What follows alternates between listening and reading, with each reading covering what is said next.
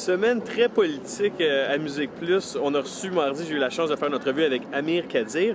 Ensuite de ça, mercredi, Grimmskunk était en studio et la conversation a vraiment tourné à la politique. Évidemment, avec les élections de lundi, c'est sûr que c'est ça que tout le monde a sur le bout de la langue.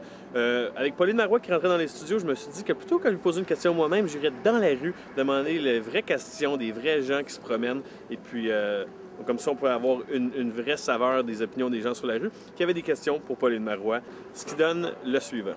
Ouais, je suis juste curieux, pourquoi tu as décidé de tellement centrer ta campagne sur toi? Si tu regardes les affiches, c'est vraiment centré sur toi au lieu de sur le Bloc québécois. Un Québec gagnant avec Pauline, pourquoi pas un Québec gagnant avec le Parti québécois?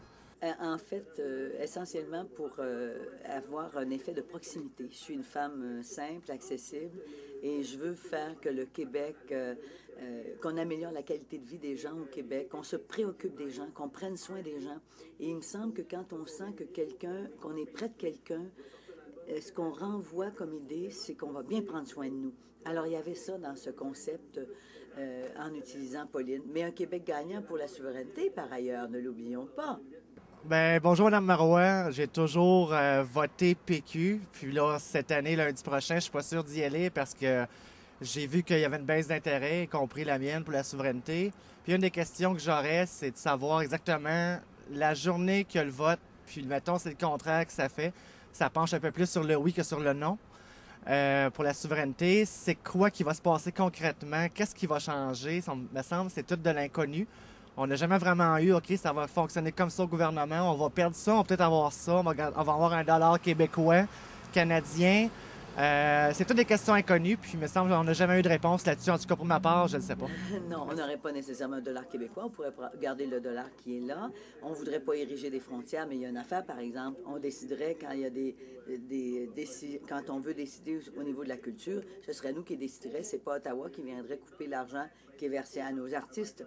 Quand on déciderait d'aider les familles, nous, on n'aurait pas deux rapports d'impôts où les familles sont obligées de faire un rapport d'impôt à Ottawa puis un à Québec. Et puis, des fois, une allocation est versée à Québec. Ottawa décide de ne pas la verser.